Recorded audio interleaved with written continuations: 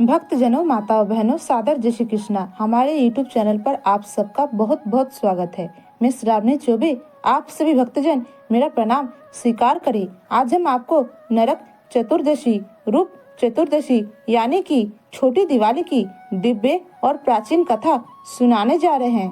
आप सभी से अनुरोध है कि इस दिव्य और ज्ञानमय कथा को अंत तक सुनिएगा और सुनने के बाद अधिक से अधिक लोगों को शेयर भी कीजिएगा, जिससे सभी भक्तजनों, माताओं, बहनों को नरक चतुर्दशी या छोटी दिवाली की कथा सुनने मात्र से अकाल मृत्यु का भय समाप्त हो जाए। तो सबसे पहले आपको और आपके पूरे परिवार को रूप चौदस यानी कि छोटी दिवाली की बहुत बहुत शुभकामनाएं और बधाइयाँ। भगवान लक्ष्मी नारायण का भरपूर आशीर्वाद आप सभी पर बना रहे। आप लोग सुखी रहे, स्वस्थ रहे, मस्त रहे और व्यस्त रहे तथा निरंतर उन्नति तथा प्रगति को प्राप्त करते रहे। कार्तिक मास के कृष्ण पक्ष की चतुर्दशी तिथि को रूप चतुर्दशी या नरक चतुर्दशी और छोटी दिवाली के नाम से जाना जाता है। इस महापर्व को रूप चौदस नाम के अलावा नरक चतुर्दशी या नरका पूजा के नाम से भी जाना जाता है तथा इसे छोटी दीपावली या दक्षिण दीपावली के नाम से भी जाना जाता है। हमारे धर्म ग्रंथों में लिखा हुआ है कि कार्तिक माह के कृष्ण पक्ष की चतुर्दशी तिथि के दिन मृत्यु के देवता यमराज की पूजा की जाती है, अर्थात पूजा करने की विधान है। दीपावली से एक दिन पहले मनाई जाने वाली नरक चतुर्दशी के दिन संध्या के पश्चात दीपक प्रज्वलित किए जाते हैं। इस चतुर्दशी का पूजन करके अकाल मृत्यु से मुक्ति तथा स्वास्थ्य सुरक्षा के लिए यमराज की पूजा की जाती है। इस दिन आटे का चौमुखी दीपक प्रज्वलित किया जाता है तथा अक्षत, कौड़ी और दक्षिणा चढ़ाई जाती है। दीपक हमेशा घर के मुख्य द्वार के बाहर दक्षिण दिशा की ओर ही प्रज्वलित करना चाहिए। अब हम आपको नरक चतुर्दशी रूप चौदस की दिव्य और ज्ञानमय कथा सुनाने जा रहे हैं।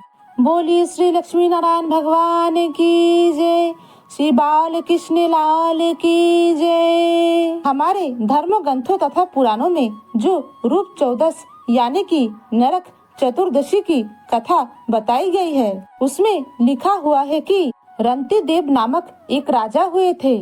वो बहुत ही पुण्य आत्मा और धर्मात्मा पुरुष थे। सदा धर्म कार्यों में लगे रहते थे।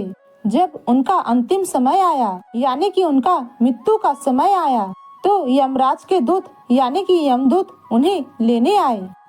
वह दूत राजा को नरक में ले जाने के लिए आगे बढ़े।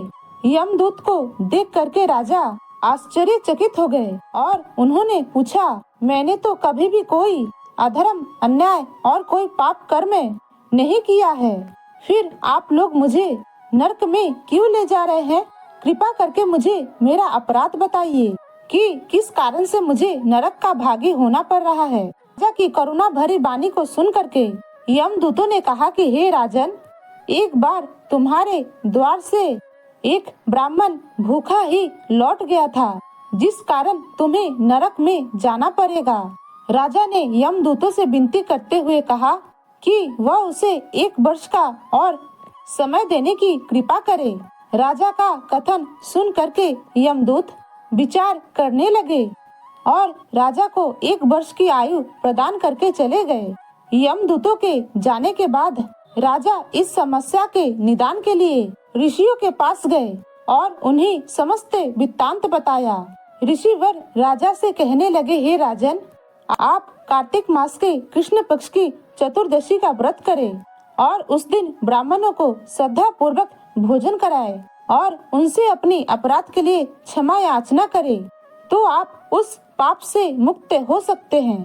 यानी कि जो पाप दोष आप पर लगा है वह समाप्त हो जाएगा। ऋषियों के कथन के अनुसार राजा ने कार्तिक मास के कृष्ण पक्ष की नरक चतुर्दशी का व्रत किया। इस प्रकार इस व्रत का विधि विधान से पालन करने के बाद में राजा पाप से मुक्त होकर के भगवान विष्णु की लोक वैकुंठ धाम को प्राप्त हो गया। नरक चतुर्दशी की एक और कथा आती है। द्वापर युग में भगवान श्री कृष्ण ने नरकासुर का वध इसी दिन किया था। नरकासुर ने देवताओं की माता अदिति के आभूषण छीन लिए थे। वरुण को छत्र से वंचित कर दिया था। मंदराचल के मणि पर्वत शिखर को कब्जा में ले लिया था। देवताओं, सिद्ध पुरुषों और राजाओं को और 16,000 कन्याओं का अपहरण करके उन्हें बंदी बना लिया था। कार्तिक माह के कृष्ण पक्ष की चतुर्दशी तिथि को भगवान श्री कृष्ण ने द्वापर युग में उसका वध करके उन कन्याओं को बंदी गृह से छुड़ाया और उसके बाद भगवान ने उन्हें सामाजिक मान्यता देने के लिए सभी को अपनी पत्नी के रूप में ग्रहण कर लिया। इस प्रकार सभी को नरकासुर के आतंक से मुक्ति दिलाई। यह महत्वपूर्ण घटना के रूप में नरक चतुर्दशी के रूप में छोटी दिवाली मनाई जाती है, क्योंकि यह महापर्व दीपावली से एक दिन पहले मनाई जाती है। इसीलिए इस दिन दीपावली की तैयारी के लिए अपने शरीर को सजाते हैं, संवारते हैं, निखारते हैं। रूप चतुर्दशी के दिन उपटन लगाना और अपामार्ग से जल का प्रोक्षण करना स्वास्थ्यकारी माना जाता है। रूप चतुर्दशी के दिन सूर्योदय से पहले स्नान करना चाहिए। सूर्योदय से पहले तिल्ली के तेल से शरीर की मालिश करनी चाहिए। उसके बाद अपामार्ग यानी कि आदि झाड़े के जल से प्रोक्षण करना चाहिए तथा लौकी के टुकड़े और अपामार्ग दोनों को अपने सिर के चारों ओर 7 बार घुमाएं। ऐसा करने से नरक का भय दूर होता है। साथ ही पद्म पुराण के इन मंत्रों का पाठ या पठन करना चाहिए। हे तुम्बी, हे लौकी, हे अपामार्ग, तुम बार बार फिराए जाते हुए मेरे पापों को दूर करो और मेरे कुबुद्धि का नाश कर दो। उसके पश्चात स्नान करें और स्नान के पश्चात साफ वस्त्र पहन करके दक्षिण दिशा की ओर मुंह करके तिल युक्त और निम्न मंत्रों से प्रत्येक नाम से तिल युक्त 3-3 जलांजलि देना चाहिए। यह यम तर्पण कहलाता है। इससे वर्ष भर के पाप नष्ट हो जाते हैं। ओम यमाय नमः, ओम धर्मराजाय नमः, ओम मृत्यवे नमः, ओम अंतकाय नमः, ओम वैवस्वताय नमः, ओम कालाय नमः, ओम सर्वभूतक्षाय नमः, ओम औदुम्बराय नमः, ओम नीलाय नमः, ओम प्रकोदराय नमः, ओम चित्राय नमः, ओम चित्रगुप्ताय नमः, ओम उदम्बराय नमः, ओम दग्धाय नमः, ओम परमष्टिने नमः। इसके बाद लौकी और अपामार्ग को घर के दक्षिण दिशा की ओर विसर्जित कर देना चाहिए। इस कार्य को करने से आपके शरीर की जितने भी आदि व्याधि है वो समाप्त हो जाएगी तथा आपका रूप और सौंदर्य बढ़ेगा और आपका शरीर स्वस्थ रहेगा। रूप चतुर्दशी के दिन सूर्योदय से पहले स्नान करने से मनुष्य नरक के भय से मुक्त हो जाता है और पद्म पुराण में लिखा हुआ है कि इस दिन जो मनुष्य सूर्य उदय से पहले स्नान करता है वह यमलोक में नहीं जाता है, अर्थात नरक का भागी नहीं होता है। भविष्य पुराण के अनुसार कार्तिक माह की कृष्ण पक्ष की चतुर्दशी को सूर्य उदय के बाद स्नान करता है, उसके पिछले 1 वर्ष के सभी पुण्य कार्य समाप्त हो जाते हैं। इस दिन स्नान से पूर्व तिल्ली के तेल का मालिश करना चाहिए। यद्यपि कार्तिक माह में तेल की मालिश वर्जित होती है, किंतु नरक चतुर्दशी के दिन तिल के तेल से मालिश करने की विधान हमारे धर्म ग्रंथों में लिखा हुआ है। नरक चतुर्दशी के दिन तिल्ली के तेल में माता लक्ष्मी तथा जल में गंगा जी का निवास होता है। नरक चतुर्दशी को सूर्यास्त के पश्चात अपने घर व अपने कार्यस्थल या व्यवसाय के स्थल, दुकान, फैक्ट्री या अन्य प्रतिष्ठानों पर तेल के दीपक जलाने चाहिए। तेल की दीपमाला जलाने से लक्ष्मी की स्थायी निवास होता है, ऐसा स्वयं भगवान विष्णु ने राजा बलि से कहा था। भगवान विष्णु ने राजा बलि को इस दिन का महत्व बताते हुए कहा है कि जो कोई मनुष्य इस दिन तेल का दीपक या दीपमालिका अपने घर पर लगाएगा उसके घर में स्थायी निवास लक्ष्मी का हो जाएगा। इसमें कोई संशय नहीं है। नरक चतुर्दशी से पहले कार्तिक माह के कृष्ण पक्ष की अहोई अष्टमी के दिन 1 लोटे में पानी भरकर रखा जाता है। नरक चतुर्दशी के दिन इस लोटे का जल नहाने के पानी में मिलाकर स्नान करने की परंपरा है। ऐसा करने से नरक की भय से मुक्ति मिलती है। स्नान के बाद दक्षिण दिशा में हाथ जोड़कर यमराज से प्रार्थना करें। ऐसा करने से मनुष्य द्वारा वर्ष भर में किए गए पाप का नाश हो जाता है तथा मनुष्य पाप मुक्त हो जाता है। इस दिन सूर्यास्त के बाद घर के मुख्य द्वार के बाहर दक्षिण दिशा की ओर यमदेव के निमित्त दीप दान करनी चाहिए।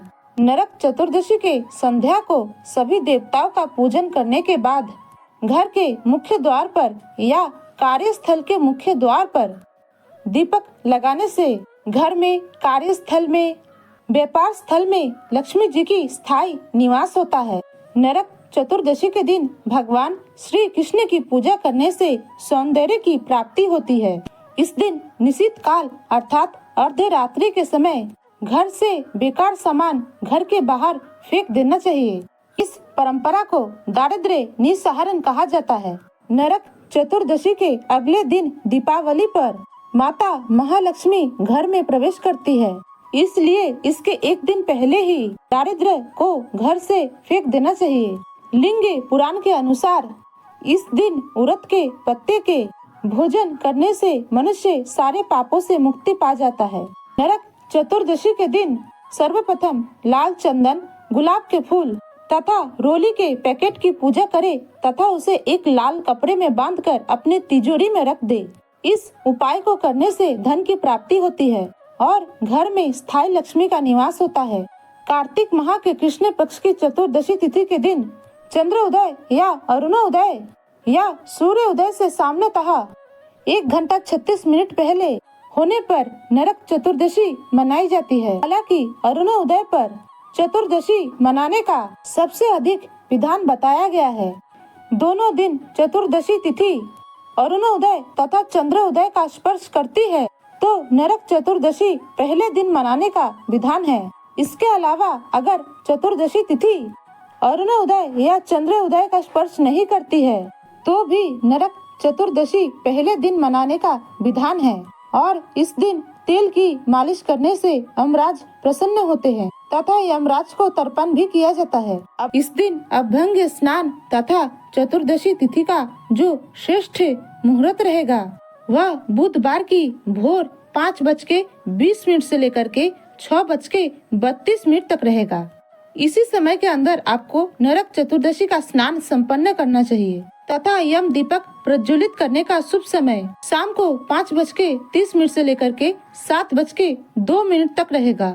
इस दोनों समय में स्नान और दीप दान करने से आपको आरोग्यता प्राप्त होगी तथा आपके घर में, परिवार में अला बला और सभी प्रकार के कष्ट, संकट, दुख और नरक की भय से आप दूर रहेंगे।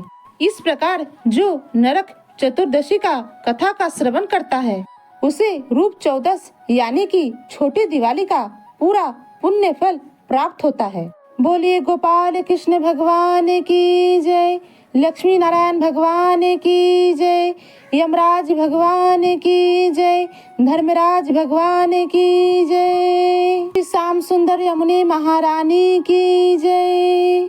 अच्युतं केशवं राम नारायणं कृष्ण दामोदरं वासुदेवं हरे, श्रीधरं माधवं गोपिका वल्लभं, श्री जानकी नायकं श्री रामचंद्रं भजे, जानकी मनोहरं सर्वलोकनायकं, श्री शंकरादिसेवितं पुण्य नाम कीर्तनम, श्री राम राम राम नाम राम नाम तायकम, रामा कृष्णा वासुदेवा भक्ति मुक्तिदायकम, रामा कृष्णा वासुदेवा भक्ति मुक्तिदायकम, रामा कृष्णा वासुदेवा भक्ति मुक्तिदायकम।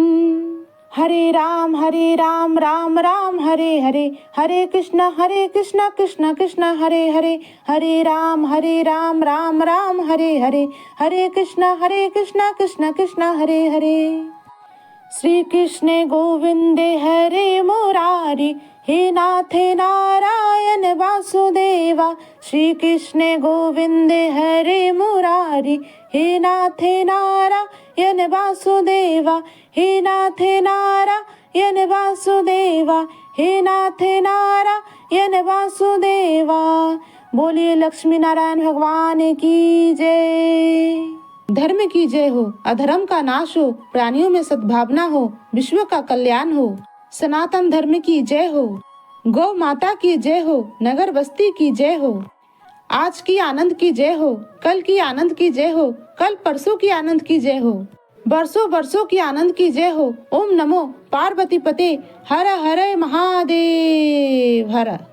काल हर, कंटक हर, दुख हर, दारिद्र्य हर, आनंद की लहर कर। भक्तजनों, माताओं बहनों, हमने जो ज्ञानवर्धक कथा आपको सुनाई है, इसको अधिक से अधिक लोगों को शेयर कीजिएगा, लाइक कीजिएगा, कमेंट कीजिएगा और हमारे चैनल को सब्सक्राइब भी कीजिएगा और अपनी इस बहन बेटी भाभी का साथ दीजिएगा। आगे बढ़ने का एक मौका अवश्य दीजिएगा। मिलते हैं कोई नए वीडियो में, तब तक के लिए सादर जय श्री कृष्णा, सादर धन्यवाद। जय राम जी की।